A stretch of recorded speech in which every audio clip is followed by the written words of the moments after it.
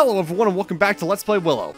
In the last part we went through Bolgarda's cave, Matanda's cave, and also got the cane from Fairy Queen Cherlindria at the end of it all. And now we're in forest. I think this entire area is generally just referred to as Lake Cheef. Despite Lake Cheef itself, I think only being that water we saw there in the south and one area of water we have to cross very far to the north of us right now. The areas in this game are a bit hard to determine compared to some other games in that regard, honestly. Thankfully, though, our next objective is relatively close to where we are. We just need to follow the path forward. Earlier, you could have gone on an eastern pathway, but we can't really do anything there yet. We will be able to later on, but for right now, it's just a loop that brings you around to the same destination. Also, they love spamming these mini-boss enemies in this area, so if you're like my level, you're going to be taking a lot of damage. Importantly, though, we got a rather important item here. We have the Devil Eye. This is the only magical sword in the game from my memory.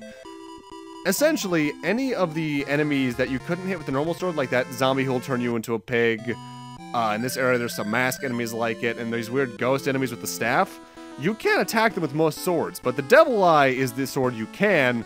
And it's a strong sword on its own, and also, hi, Val Kilmer. My name is Mad Mardigan. I am a warrior of the Daikini clan. Please, release me. There is a key to the handcuffs hidden in the forest. Please, go find it. Oh, Val Kilmer, you're much more interesting in this movie than you were in a lot of your movies, actually, but especially Batman Forever. The Devil Eye sword is, I believe, technically the strongest sword in the game, because I think its strength will often push you over 100. And I can't tell if that's just because you need to have an attack stat of over 100 to damage these types of enemies, like these masks who I mentioned a moment ago, or if it's just because they wanted to make it seem like it'd be super powerful, but it can only be used on a select variety of enemies. With that said, very often these types of enemies are some of the best for grinding in the game for reasons I'll get into in a moment. For right now, we have the key for the handcuffs. So now we can head back to Mad Mardigan.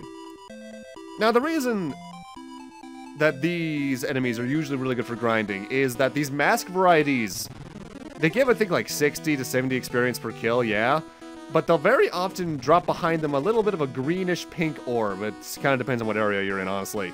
And if you attack that or grab it otherwise, it restores your MP by 10. So you can easily just kill 2, get 20 MP, use the heal spell, and then grind them back up, meaning that you can stay out in the wild grinding without having to go to an inn for a while, honestly. It's really a recommendable way to grind at this point in the game. And I say that mostly because we're coming up on a point in the game where I have to grind. More on that in a few moments, though.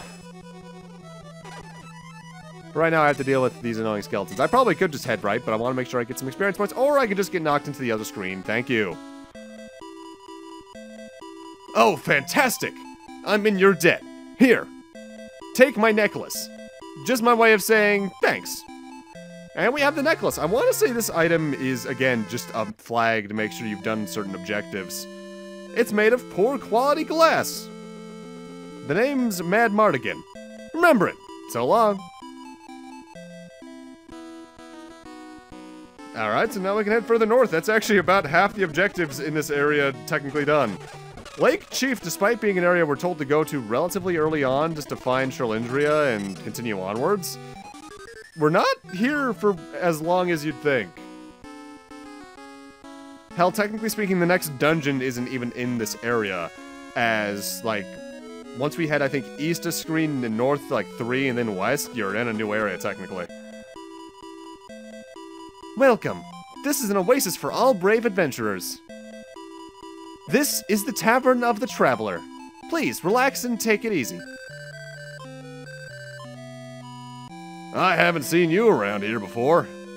Are you planning on going to the cave over there? According to rumor, there is a ghost that protects the treasure and kills anyone that goes near it. It is said that her lover went on a dangerous journey to find the treasure for her and then mysteriously disappeared the night he returned. Oh, so she guards it forever, waiting for his return? What a tragic story. Hey, Willow. Thanks for helping me out for that jam. There I was, minding my own business, when, all of a sudden, Socia came and charging up and took me prisoner. Anyway, thanks. You know, you can't go any further without crossing the lake. About the only way you can do that is if you have a waka seed in your mouth so you can breathe water. Ha! Of course, the only ones who have waka seeds are the mythical creatures of the Nail Clan. It's supposed to be white, small, sort of like a rabbit with an antlers. I've never seen one, probably just a legend. My voice got a bit southern there, and I don't know why outside of that one dude. Also, that's like one of the 2 or 3 dialogue sequences in the game that have more than one NPC, and it's weird. But in order to progress further in, as Mad Mardigan said, we need to find waka seeds. And you might remember, we met someone from the Nail Clan, I believe back before we crossed the bridge from Dew into the Death Forest, that weird little squirrel-looking guy. You might think to go back there, but if you do, that character is no longer located over there. Instead, he has moved a few screens south of me right now. The only indication that he's done this is if you explore around. I'm not even sure if he's here before this section. Also, this is one of those enemies I mentioned earlier. This is the ghost with the staff. If they're on screen long enough, they cast a magic spell at you. Otherwise, they try to charge at you, and it's otherwise relatively ineffective.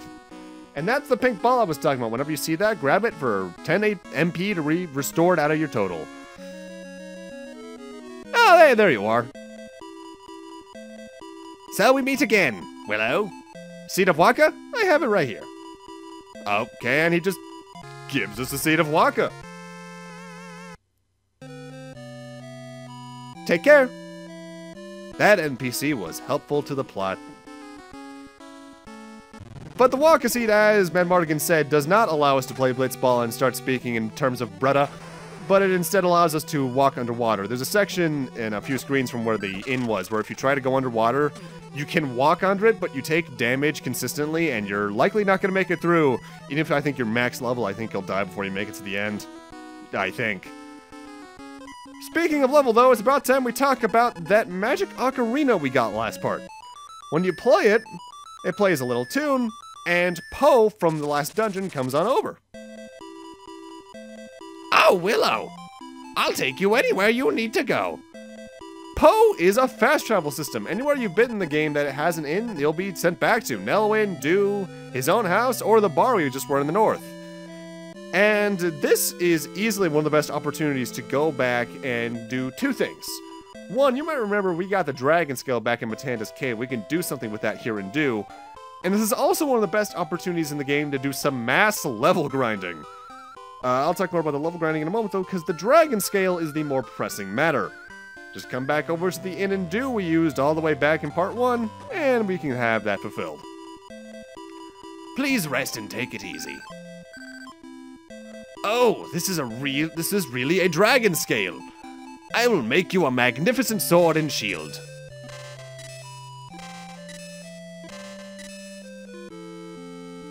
And now we have the dragon sword, as well as the dragon shield. They're just the next upgrades. There's nothing too special about them, besides higher attack and defense. Don't know why they had to play the you got an item jingle twice. They probably could have just said you have the dragon sword and shield. But, well, who am I to question a 1980s RPG based off a movie that did relatively poorly in the box office, and that makes me sad, because it's okay. The dragon scale is still in your inventory, though. Again, every item in this game is just a flag waiting to be set off. Either way, now we're back southeast of where I got the small shield, and I may have mentioned, as you might recall, this screen right here is one of the best in the game for grinding. We got 5 blue skulls who spawn relatively consistently. They go down pretty quickly with the dragon sword, and because they respawn very quickly, this is a great place to grind, as they each drop 20 experience points, meaning you can probably get about 100 experience points every 10 seconds. And thus I level grinded up to level 11. Admittedly, a little bit overkill. It's relatively easy to reach the level you need to be by the end of the game anyway, as long as you're maybe around level 9 or 10 going into this next area. I just wanted to go for level 11 just to make sure I reached max level. Because we are at the point, as you may have noticed by the experience count and how much it skyrocketed, where each level is taking increasingly more experience points to almost a tedious degree. There are 2 red towers standing side by side on the other side of the lake. Bavmorda has closed the road that leads to the towers, so no one can go near them. There must be some kind of secret there. I'm sure Bavmorda is afraid of it. Kind of some leaps in logic, but you know what? It's an NES game. I'll take the script helping me in any way I can.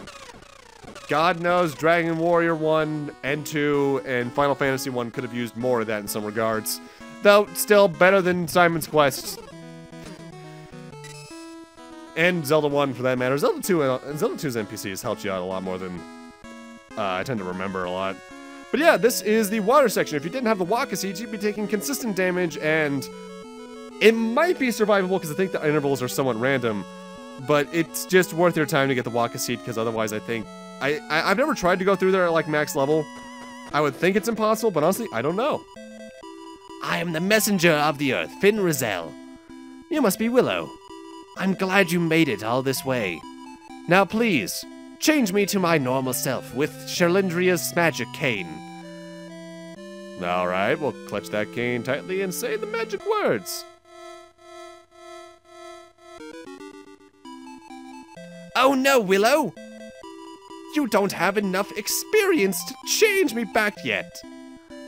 Alright, so that right there is one of the biggest level gates in the game. In order to turn Finn Rizal back to her human form with Sherlindria's cane, you need to be level 13.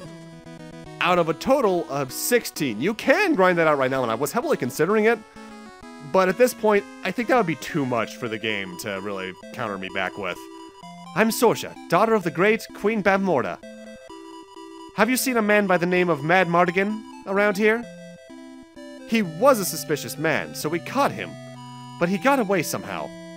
You might want to look in that direction. I definitely had nothing to do with that. I'm going to go into this cave and run away.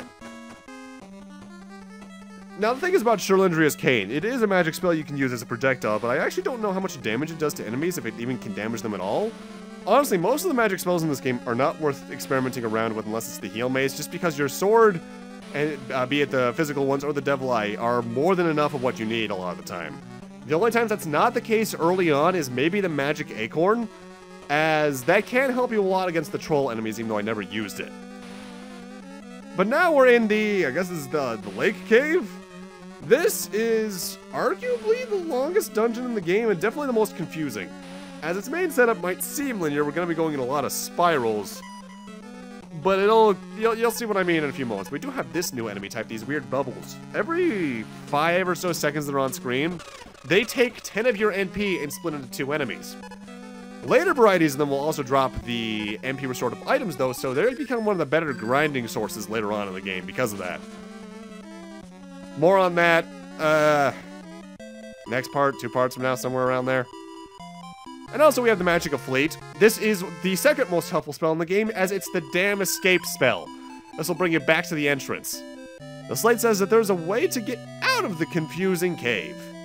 There's usually a way out of caves, it's usually the way back from whence you came. This dungeon's also one of the few in the game you need to find a secondary objective first in order to actively beat it. Some of the other ones you don't need to find the secondary objective within the cave first, this one we do.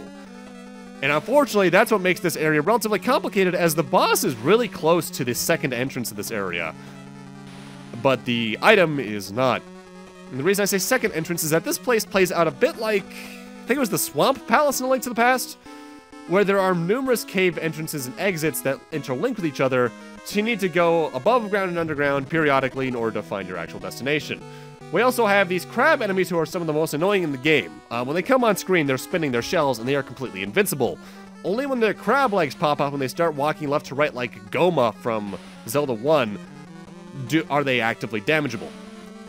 However, they come on screen with such speed from the water that it's very often hard to dodge them at all. So what I would recommend is just Pyrrhic victorying them and just ignore them and walk past them while tanking the hits you can. If I'm recalling the layout of this dungeon, by the way, the boss was directly north of me just there. But we need to find the first item before we can do anything. I think. It's either north of that room back there or in like the second room of this next cave. I can't quite tell because the caves in this game all look the damn same. And it's not like A Link to the Past where the level design is very memorable. This is just, again, like the same 8 or 9 different room types copy and pasted with slightly different colors. I think I brought it up in Ocarina of Time, roughly around the Fire Temple or the Water Temple. But dungeons where you know the boss is really close to the start are both interesting to me, but also a bit tedious, just because there's that factor of, I'm going to be going back and forth, up and down and all around, aren't I? But we do have to find some interesting stuff here, like the Metal Shield, and that's a really good boost to my defenses, so I'm definitely taking that. It is translucent purple and very beautiful. Are there naturally occurring purple metals? I can't think of any. I can think of purple minerals, like I think if quartz gems get big enough, I think they become purplish. But I can't think of any naturally purple metals off the top of my head. I know you can like heat treat them or use pigments, but at the same time, this is a fantasy world, so this is probably some shit like orichalcum. But you know what? I'm cool with. I like made-up stuff. I mean, most of my life is made-up stuff because I play video games in an inordinate amount, if you can't tell by the amount of LPs I've done. I want to say on my first playthrough of this game, this was the dungeon I was in the longest, just because it's probably, if not the largest in the game, like second largest, and it's easy to get lost in without making your own maps. Or using the ones on GameFAQs for that matter. But now we have the Book of Magic. The book talks about the magic word renew, but I don't know what kind of magic it is. Now, when I first played the game, I thought renew was something that could change your back to your normal status in the case you got, like, turned into a pig by that one enemy type. But I think what it actually does is turn enemies into monsters, or like lower rank monsters, so that you can more easily take them out, like slimes. I'll be frank though, I think I've only ever used it maybe once. The only spells I tend to use in this game are Heal Mace, its eventual follow-up, a certain screen nuke later on in the game, and the cane because you're required to use the cane later on in the game. And relatively close by, we got yet another chest. We have the Demon's Feather.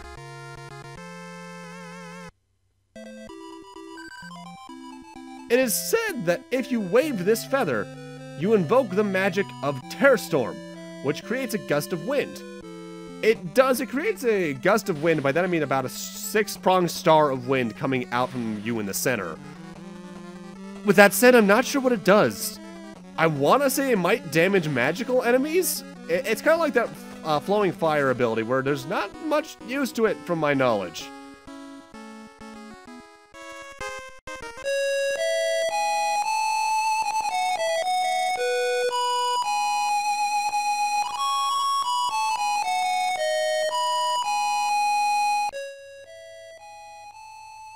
I am Zeta, the spirit that roams around looking for her love. Please help me. My love must be nearby, but he won't show himself to me. Please find him for me. And we now suddenly have Zena's cross flute. I'd like to know if I'm recalling correctly, this entire part of the game was not in the movie. I want to say once they get Mad Mardigan, they go to the bar. There's scenes with a new character we haven't seen yet in the game. And then they head to another castle that's not Tir Asleen? I think? It's been a bit. I should probably rewatch the movie before I do the next part, just to make sure I'm getting everything in my head straight. I know there's a scene against a dragon who's not Matanda at said castle, though, and while it's a cool-looking effect and fight, it's also Willow's fault that dragon shows up in the first place, because he accidentally turns someone into it because he's using Cherlindria's cane when he doesn't have enough experience. In fact, us turning Finn Rizal into a crow is a plot point in the movie because he keeps trying to use the cane on her to turn her back into a human, but he just changes her into different animals as the movie progresses. Like a crow is one of them. I think he turns her into an ostrich for a few moments. Really cool effects whenever he does it for the era especially, but it's bizarre. And you also think he'd learn to stop doing it so regularly until he's like, okay, maybe I got the handle on it now. With that said, we did need Zena's cross flute, because you can't actively damage the boss in this area without it, I believe. And speaking of which, here he is.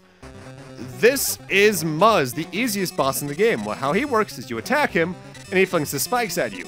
So if you just swipe, stay still to let your shield block attacks, and then swipe again, he will never touch you more than likely. I honestly find him to be an easier fight than Bogarda, just because there's a much easier pattern you can get him into. Mind you, barring maybe one later on, that's probably going to be in the final part now that I think about it,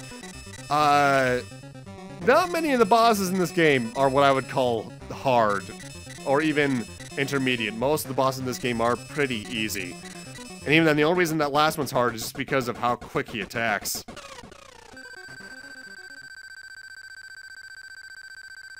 And I do appreciate how they do recover your HP after every single boss fight. The hard shell of the demon split in two, and a man appeared from inside. However, he was already half dead. Right at that moment, Zeta's cross flute began to play.